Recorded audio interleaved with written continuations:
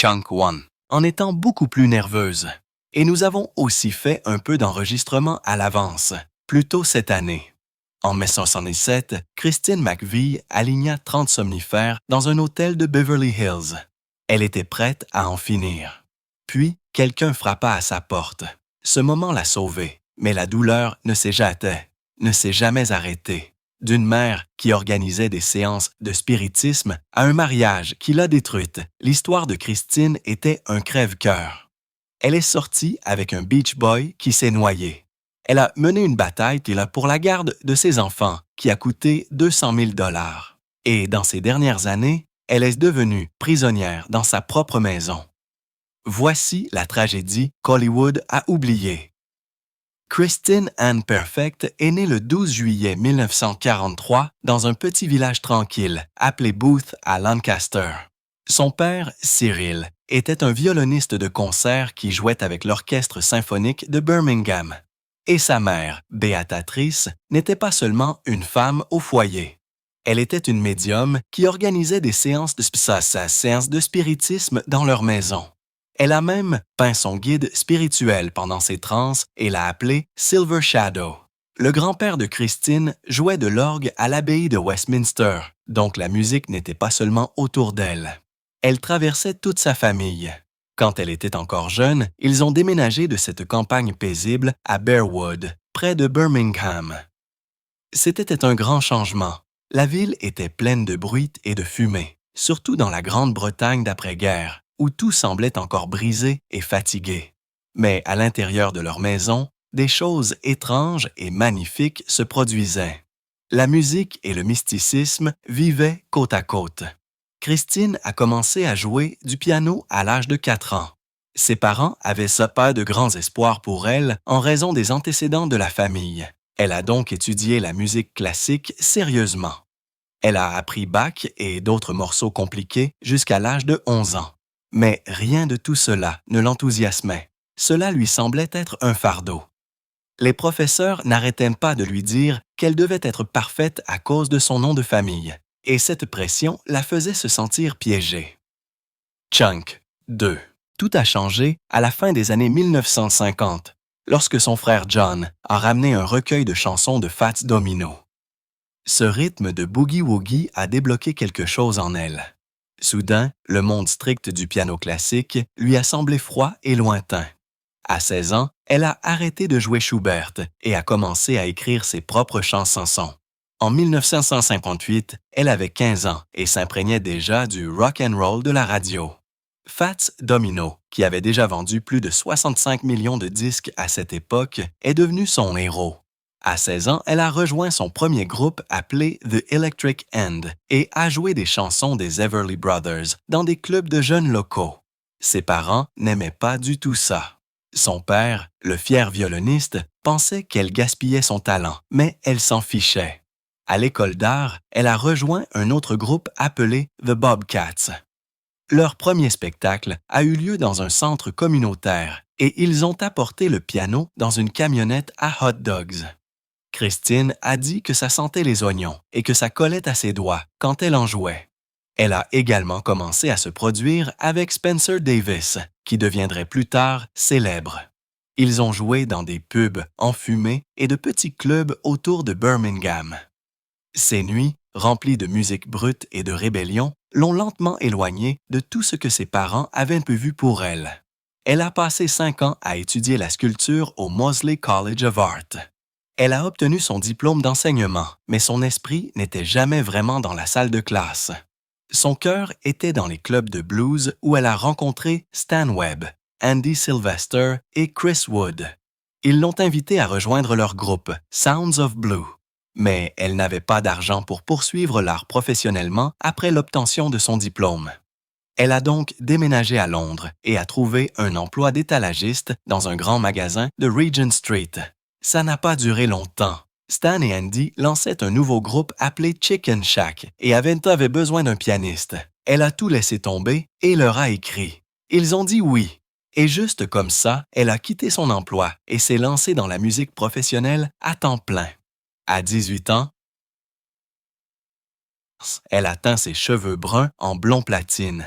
Ses parents étaient choqués. Elle a commencé à s'habiller différemment, à sortir toute la nuit, à courir après la musique live dans les coins sombres de la ville. Son premier vrai chagrin d'amour est arrivé à cette époque. Chunk 3. Un garçon qui l'a initié au monde de la musique underground de Londres lui a brisé le cœur. Sa mère a affirmé qu'elle avait tout vu dans une vision psychique, mais Christine a balayé ça d'un rire. Pourtant, les changements continuaient. Elle s'éloignait de plus en plus des rêves brillants de sa famille et se rapprochait de quelque chose de sauvage, de bruyant et de réel. Elle a retrouvé Stan Webb en 1967 lorsque Chicken Shack était prêt à enregistrer. Son premier single avec eux était « It's Okay With Me, Baby », une chanson qu'elle a écrite elle-même. Mais en coulisses, les choses n'étaient pas si simples. Elle a découvert que Stan la trompait et cette douleur s'est infiltrée dans son écriture de chansons. Elle est restée assez longtemps pour chanter I'd Rather Go Blind, qui est devenu un énorme succès, atteignant la 14e place des charts britanniques. Les gens ont loué sa voix pour être émotionnelle, mais jamais exagérée. Pourtant, elle n'en a presque pas tiré d'argent. Les managers vivaient dans des maisons de luxe tandis que le groupe luttait, partageant des espaces restreints en tournée. Christine sentait l'injustice devenir de plus en plus lourde à chaque spectacle. Elle avait déjà épousé John McVie, le bassiste de Fleetwood Mac, le 3 août 1968. Ils n'ont pas eu de lune de miel. Ils sont restés dans un hôtel avec Joe Cocker et sont repartis directement en tournée. Leur groupe était signé sur le même label, Blue Horizon, et ils jouaient souvent dans les mêmes lieux. Les deux partageaient un appartement avec des amis et des collègues musiciens. Mais il était clair qu'ils ne pouvaient pas construire un mariage à partir de chambres d'hôtel séparées. Elle voulait de la stabilité. Elle voulait être avec lui, pas seulement au téléphone entre les villes. En 1969, elle a quitté Chicken Shack au sommet de sa gloire. Elle venait d'être nommée meilleure chanteuse féminine par Melody Maker 2 années de suite et a même été élue comme ayant l'une des 10 plus belles paires de jambes de Grande-Bretagne. Mais elle était fatiguée. Fatiguée du chaos, le label lui a demandé d'enregistrer un album solo avant son départ. Elle a accepté et a sorti Christine Perfect. Cela ne lui a pas apporté la fortune, mais cela a tranquillement ouvert la voie à ce qui allait suivre. Elle a dit plus tard qu'elle savait qu'elle devait partir avant de craquer. Elle avait 26 ans et était déjà usée par les voyages incessants, les contrats injustes et les pressions constantes. Chunk 4. En 1960, elle était de retour en studio. Fleetwood Mac avait commencé à enregistrer Kill House et Christine, toujours pas un membre officiel, était là pour jouer du clavier, chanter les chœurs et même dessiner l'étrange petite maison qui est devenue la couverture de l'album. L'une de ses propres chansons, Tell Me All the Things You Do, s'est retrouvée sur le disque, mais ce n'était pas une période calme. Peter Green venait de quitter le groupe en mai. Il avait vécu une expérience terrifiante avec le LSD lors d'une fête à Munich. Et après cela, il n'a plus jamais été le même. Christine l'avait vu passer de quelqu'un plein de blagues à quelqu'un qui portait de longues robes, portait une croix et parlait de donner tout son argent. Il était l'âme du groupe et maintenant il était parti. Seulement 10 jours avant leur tournée américaine en août 1970, Fleetwood Mac a demandé à Christine de les rejoindre pour de vrai. Elle n'y a pas cru au début. Elle leur a dit « Vous êtes ça sérieux? Je ne suis qu'une fille qui joue du piano. » Mais le 8 août, elle est montée sur scène en tant que membre officiel. Elle a chanté sur Future Games la même année, aidant le groupe à trouver un nouveau son après avoir perdu Green. Certains spectateurs ne savaient même pas qu'elle faisait partie du groupe. Ils pensaient qu'elle était juste une choriste.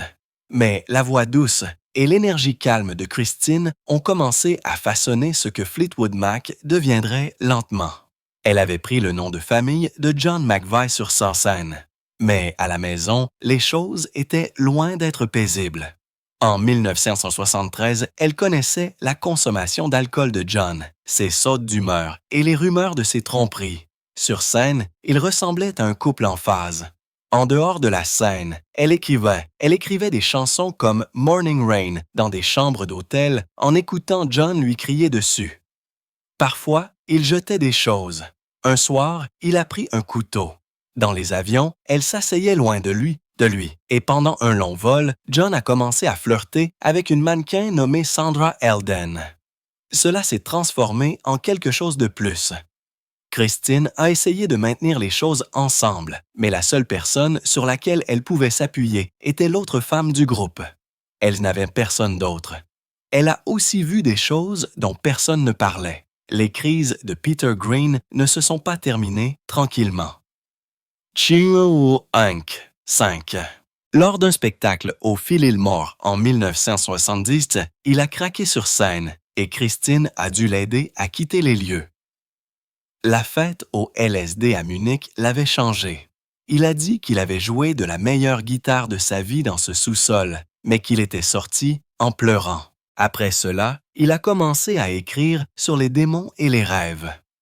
Une chanson, The Green Manalishi, est née d'un cauchemar où un chien de l'enfer le poursuivait, montrant comment l'argent pouvait détruire une âme. Christine est restée là à regarder tout cela, essayant d'aider, mais sachant que personne ne pouvait le ramener.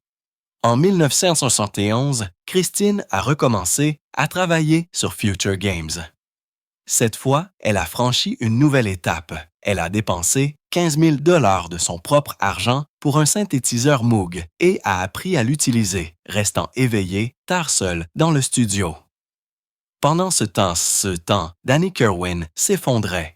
Il buvait une bouteille de Zusa Sundet et de whisky avant le déjeuner et s'évanouissait pendant les prises. Une fois, elle lui a demandé de ralentir le tempo d'une chanson. Il a répondu en fracassant 3 guitares d'une valeur de 2 000 $ chacune. Lors d'une étape de la tournée européenne à Munich, il a jeté son ampli sur John McVie. Christine a commencé à enregistrer ses voix à 3 heures du matin juste pour rester en sécurité. En 1972, alors qu'elle travaillait sur Bare Trees, sa reprise de Spare Me a Little of Your Love est devenue un succès, atteignant la 83e place du Billboard. Mais Bob Welch a empiré les choses. Il voulait la première place et a exigé 500 $ par jour comme frais de création.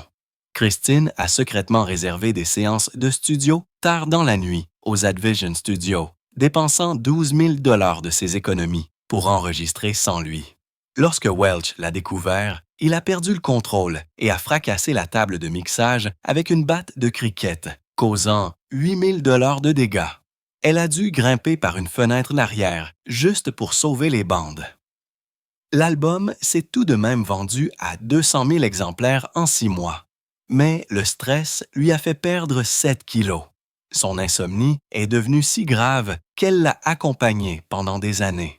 En 1973, les choses ont atteint un creux personnel. Pendant l'enregistrement de Why à Los Angeles, Christine a reçu un appel du directeur de l'hôtel. Son mari, John, était avec une groupie de 19 ans nommée Jenny Boyd. Christine a ensuite trouvé des polaroids explicites dans son étui à guitare. Pourtant, elle a continué à enregistrer. Chunk 6. Vous pouvez l'entendre dans sa voix. Ses voix n'étaient pas seulement émotionnelles, elles étaient réelles. Elle a commencé à consulter un thérapeute nommé Dr. Harold Bloomfield, payant 75 $ la séance, ce qui équivaudrait à environ 500 $ aujourd'hui.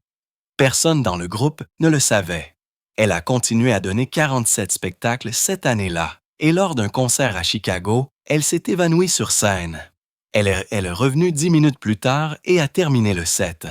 Dans son livre de 1998, elle a admis avoir pensé à mettre fin à ses jours à 3 reprises au cours de cette année. L'effondrement final de Kerwin a eu lieu le 15 août 1973 lors de la balance au Rainbow Theatre de Londres. Ivre de 2 bouteilles de gin, il a attaqué l'ingénieur du son avec un pied de micro. L'homme a eu besoin de 12 points de suture. Cela a coûté 5 000 $ au groupe. Christine a tout repris, clavier, piano, voix pour 156 spectacles. Elle a tellement forcé sa voix qu'elle a dû recevoir des injections de stéroïdes toutes les 3 semaines. Sa tessiture vocale est passée de 3 octaves à 2. Parfois, elle perdait complètement sa voix et devait annuler des spectacles. En tournée, elle transportait son propre piano de 38 kilos car il n'y avait pas assez de roadies. Puis, vint 1974 pendant l'enregistrement de Heroes Are Hard to Find. Tout a explosé. Le 12 mars, à l'Hyatt House de West Hollywood, Bob Welch a accusé Christine de voler des crédits d'écriture de chansons. Une bagarre a éclaté, des guitares ont été fracassées. Un orgue Hammond a été détruit. Les dégâts totaux ont atteint 3 500 $. Les voisins ont entendu des cris et des bris de verre. La police a été appelée. Christine s'est retrouvée avec une côte meurtrie. Elle s'est assise à l'hôtel pour écrire une lettre de démission. Elle a failli démissionner. Chunk, 7. Mais leur manager lui a rappelé qu'ils avaient déjà dépensé l'avance de 500 000 $ pour la tournée. Si elle partait, elle serait confrontée à des poursuites et à des dettes. En décembre 1974, tout s'effondrait pour Fleetwood Mac. Bob Welch venait de démissionner, marquant la 9e fois que quelqu'un quittait le groupe en seulement 8 ans. Mick Fleetwood était désespéré. Il avait besoin de quelqu'un de nouveau rapidement. Il s'est retrouvé au Sound City Studio, où le producteur Keith Olsen lui a fait écouter un morceau intitulé Frozen Love. Le solo de guitare s'est démarqué. Ce n'était pas seulement bon, c'était obsédant. Il provenait d'un vieil album de 1973 d'un duo peu connu appelé Buckingham Nicks. Mick est devenu curieux et a posé des questions sur le guitariste. C'est alors qu'il a entendu le nom de Lindsey Buckingham. Mais Lindsey ne viendrait pas seul. Il avait une condition. S'il rejoignait le groupe, sa partenaire Stevie Nicks devait également le rejoindre. Christine McVie n'était pas si sûre.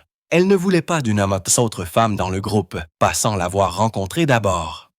Ainsi, le soir du Nouvel An 1974, tous les 3 se sont assis à El Carmen, un petit restaurant mexicain. Stevie s'est présentée dans sa robe de serveuse directement après son service chez Clementines, où elle nettoyait les tables pour seulement 1,50 $ de l'heure parce que leur label discographique les avait laissés tomber. Ce dîner a tout changé. Christine a donné son approbation et en février 1975, Stevie et Lindsey faisaient officiellement partie de Fleetwood Mac. Seulement 3 mois plus tard, ils ont commencé à enregistrer un nouvel album. Il est sorti en juillet 1975 et s'est vendu à plus de 7 millions d'exemplaires, mais le succès ne signifiait pas la paix. Au début de 1976, ils sont entrés au studio Record Plant à Salcedo pour commencer le prochain album. C'était censé prendre quelques semaines. Cela s'est transformé en 8 mois d'enregistrement non-stop, de bagarres et de consommation de drogue. Le plan initial était de le sortir en septembre, mais rien ne se passait comme prévu. Christine McVie a failli démissionner après que Lindsey l'ait forcé à réenregistrer ses parties encore et encore. Sa chanson « Over My Head » a pris des semaines. Chunk Witt. Elle a souffert d'une grave crise d'asthme à cause de toute la fumée dans le studio et a dû sortir prendre de l'oxygène pendant les sessions. Mais elle en est quand même venue un soir seule et a enregistré Songbird en une seule prise. Cette chanson est devenue son œuvre la plus émouvante, écrite en plein milieu de son divorce avec John McVie. Les choses empiraient. Les bandes mères ont été endommagées car elles ont été lues trop de fois. Ils ont dû faire venir un spécialiste avec un équipement étrange qui est resté assis là pendant des jours à essayer de sauver les enregistrements, en faisant correspondre les parties brisées à des copies de sauvegarde en utilisant uniquement des écouteurs. Le groupe a dû annuler une tournée complète à l'automne 1976 juste pour terminer l'album. Cela leur a coûté environ 2 millions de $. Pendant que tout cela se passait, Christine cachait quelque chose d'important. Son mariage avec John s'effondrait. Et pendant la tournée de 1975, elle a commencé à fréquenter secrètement le directeur de l'éclairage du groupe, Corey Grant. Elle a même écrit You Make Loving Fun à son sujet, mais a dit à tout le monde que c'était à propos de son chien pour éviter les drames. John l'a découvert de toute façon. Il l'a dit à Mick Fleetwood, qui a confronté Curry. Curry a finalement été renvoyé. Stevie Nicks l'a découvert et a interrogé Christine en 1967. Cela a presque complètement brisé le groupe. Et il y avait plus. Christine s'est ensuite impliquée avec un roadie nommé Curtis Cupid. Elle a admis que ses relations lui faisaient honte, comme si elle se perdait. John a commencé à agir étrangement. Il se promenait dans les couloirs de l'hôtel au milieu de la nuit en criant son nom pendant qu'elle restait enfermée dans sa chambre. En même temps, Christine s'est retrouvée coincée entre les combats sans fin de Stevie et Lindsay. Ils avaient rompu en tant que couple et maintenant, ils ne se parlaient plus à moins que Christine ne transmette les messages. Ils s'asseyaient dans différentes chambres d'hôtel et ne parlaient qu'à elle. En studio, c'était pire. L'obsession de Lindsay pour le contrôle se heurtait à la façon émotionnelle et mystique de Stevie de créer de la musique. Christine est devenue l'intermédiaire, alors même qu'elle s'effondrait elle-même. Puis, c'est devenu encore plus compliqué. Mick Fleetwood, le batteur, a dit à Stevie qu'il l'aimait. Ils ont commencé leur propre liaison, cachée sous des couches de drogue et de stress. Chunk, 9. À travers tout cela, Christine et Stevie sont devenus des amis proches. Dans un groupe rempli d'hommes, elles étaient le seul soutien que chacune avait. Malgré le chaos, l'album a été terminé. Il s'appelait les Rumours. Il est sorti le 4 février 1977 et s'est vendu à plus de 45 millions d'exemplaires, mais le prix était élevé.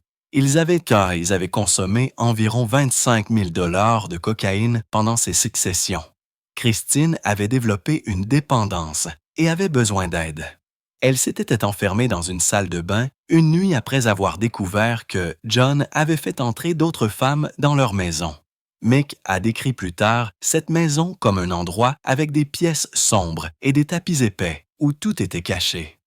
Malgré ce cas-là, Christine a écrit Don't Stop à propos de John, essayant de rester optimiste. Mais il a admis plus tard qu'il ne savait même pas que la chanson parlait de lui. Lorsque l'album a finalement été terminé, Christine a écouté l'intégralité du début à la fin et a pleuré.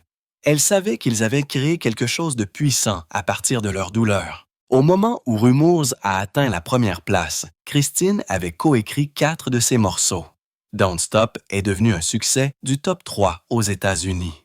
Mais la consommation de drogue devenait incontrôlable. Le budget de la cocaïne, à lui seul, avait dépassé 100 000 $, ce qui représenterait plus de 400 000 $ aujourd'hui. Christine a eu une dépression nerveuse à New York, s'enfermant dans une salle de bain d'hôtel pendant 6 heures parce qu'elle pensait que les murs se refermaient sur elle. Leur directeur de tournée, JT, distribuait de la cocaïne dans des capsules de bouteilles de bière avant les spectacles. Christine et Stevie portaient de petites bouteilles autour du cou, remplies de cocaïne et surmontées de cuillères serties de diamants. Pendant la tournée mondiale qui a suivi, qui a rapporté 20 millions de $ sur 112 spectacles, Christine a trouvé une clé d'hôtel dans la poche de John. Elle appartenait à une jeune fille de 19 ans. C'est alors, au milieu du concert d'Atlanta, le 15 juillet 1977, que Christine a demandé le divorce. Elle a signé les papiers pendant l'entracte du spectacle, puis est remontée sur scène pour chanter « Go Your Own Way ». Elle pleurait en chantant. Leur divorce a été prononcé en décembre 1977. John a dû lui verser 2,3 millions de $ et renoncer à la moitié de leur domaine dans la campagne anglaise. Christine est revenue vers Cary Grant, l'homme pour qui elle avait écrit sa chanson d'amour. Mais les blessures étaient encore ouvertes. Puis sont venus les Grammy Awards en février 1978. Fleetwood Mac a remporté l'album de l'année. Chunk, 10. Christine s'est tenue là et a prononcé un discours remerciant le chaos qui avait créé la magie. Mais derrière le sourire, elle se brisait. En mars, elle s'est inscrite dans une clinique londonienne pendant 3 semaines. Elle a écrit des chansons sur des serviettes et des carnets d'allumettes, mais n'en a jamais sorti la plupart. L'une s'appelait Empty Rooms, avec des paroles disant qu'elle avait l'impression de mourir à l'intérieur pendant que le monde applaudissait à l'extérieur. Elle a admis plus tard qu'elle avait pensé à mettre fin à ses jours à 2 reprises.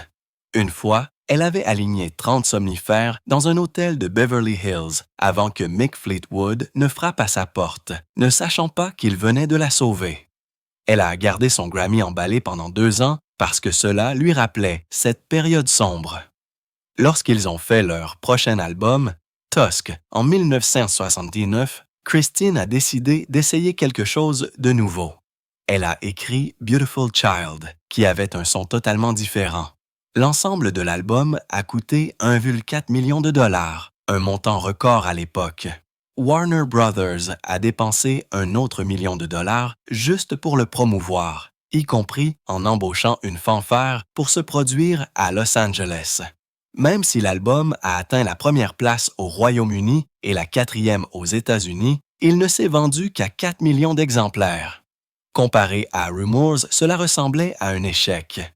Les fans ont envoyé des lettres qualifiant la musique de déroutante et d'étrange.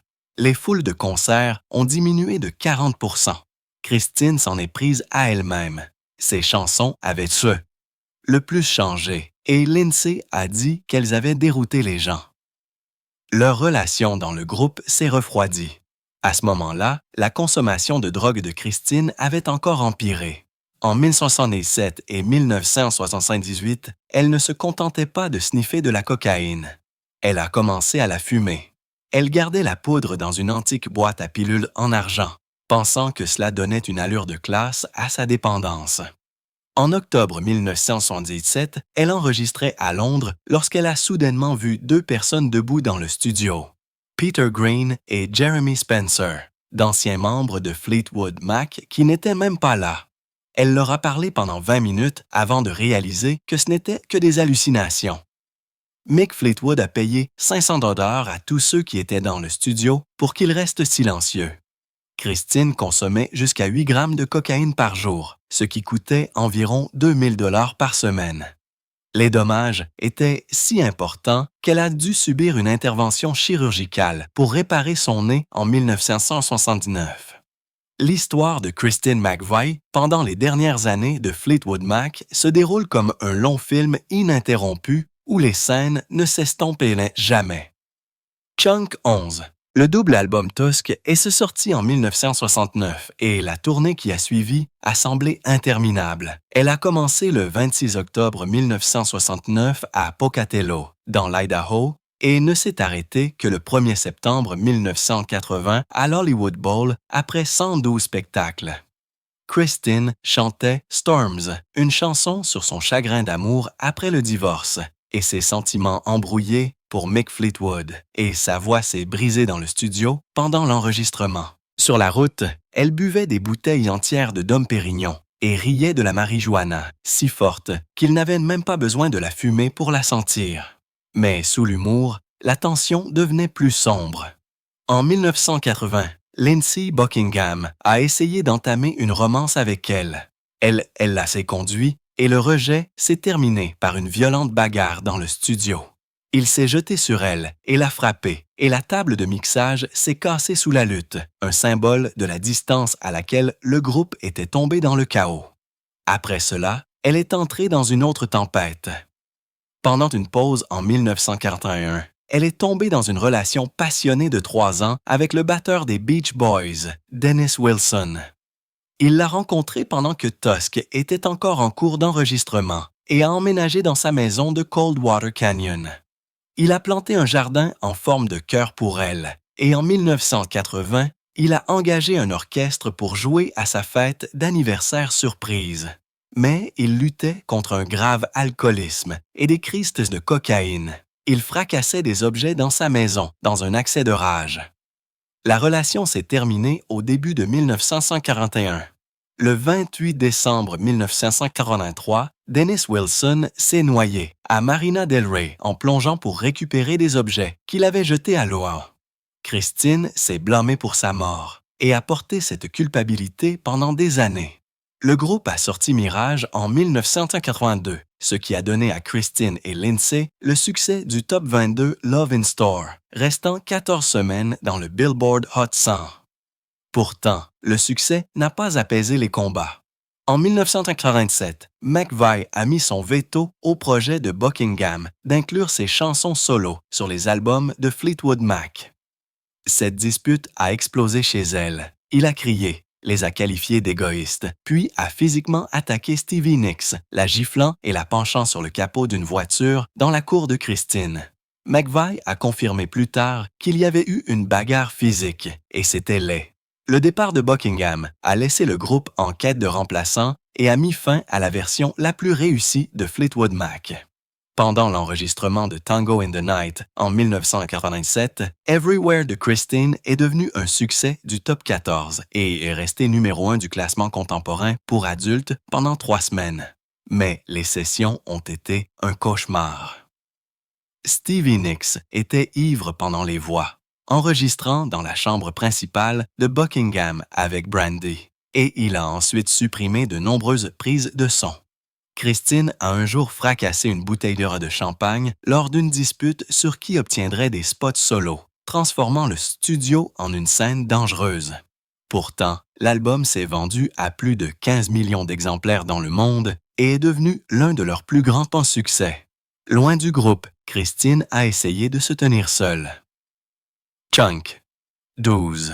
Son album solo de 1984, Christine McVie, a atteint le Martin du Billboard Hot 100 avec Got a Hold on Me, qui a également dominé le classement contemporain pour adultes pendant 4 semaines et le rock grand public pendant 2 semaines.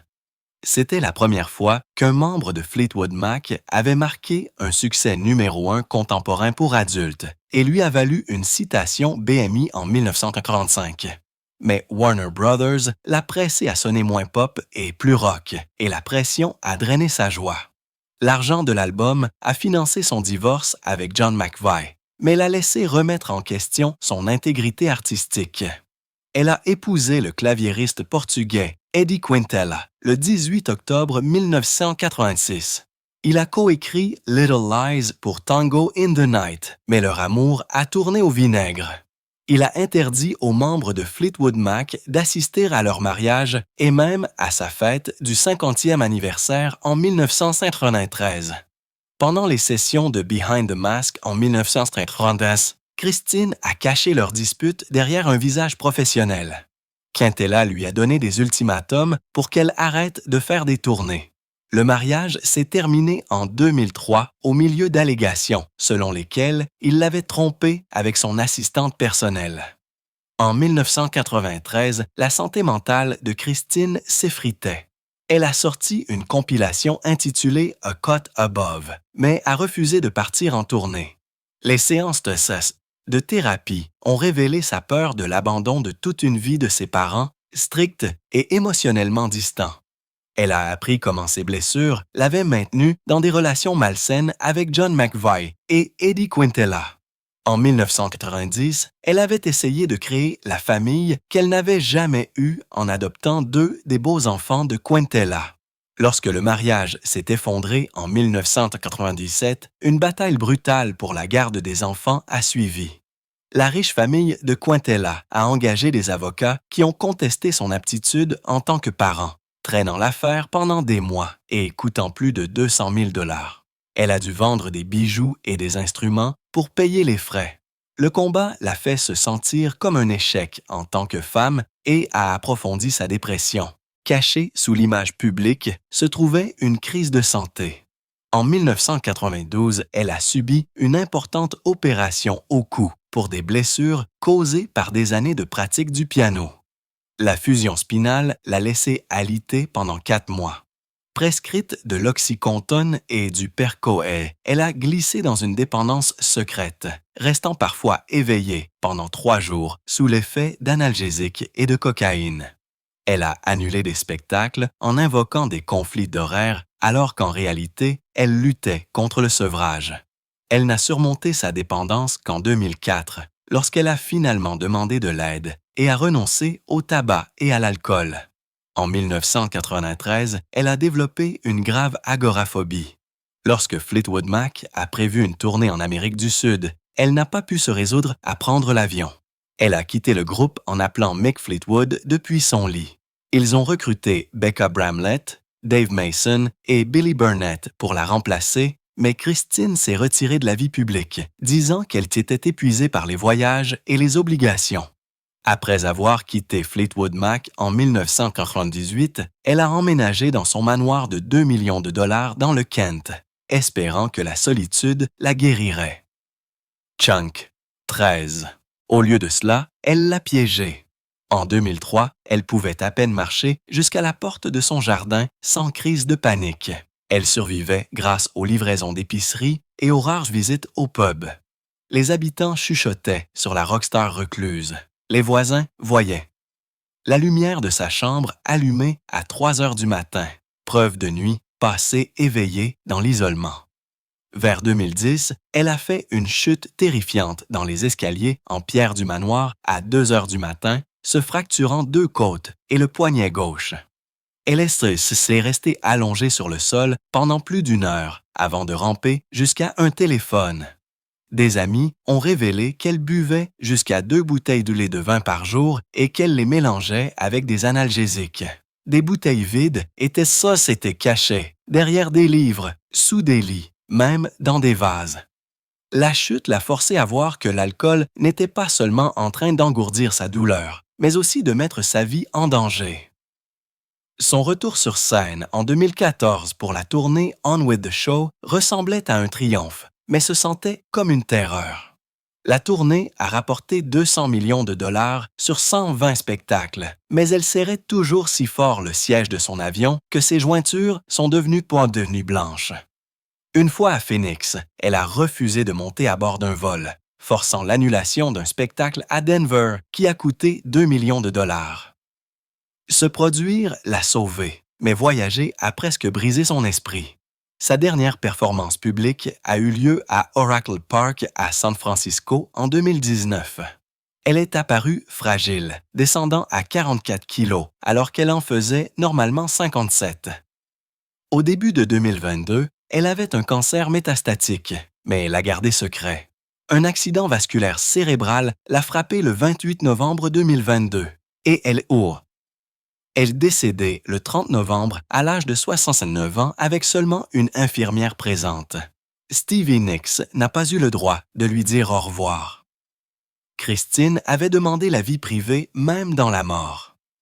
La biographie de 2024, Songbird, a révélé plus que quiconque ne s'y attendait. Ses journaux intimes inédits de 2015 à 2021 parlaient d'un sentiment d'être maudite pour avoir brisé l'unité de Fleetwood Mac et coupable d'avoir refusé aux fans une tournée d'adieu. Plus de 40 nouvelles chansons ont été trouvées sur son piano, dont une intitulée « Goodbye Yellow Brick Road to Hell », décrivant des pensées suicidaires pendant ses années d'agoraphobie les plus sombres. Le livre s'est vendu à plus de 500 000 exemplaires au cours de son premier mois. Stevie Nicks a déclaré que Fleetwood Mac avait été enterré avec Christine. La femme qui a écrit Don't Stop avait en vérité cessé de vivre des années avant d'arrêter de respirer.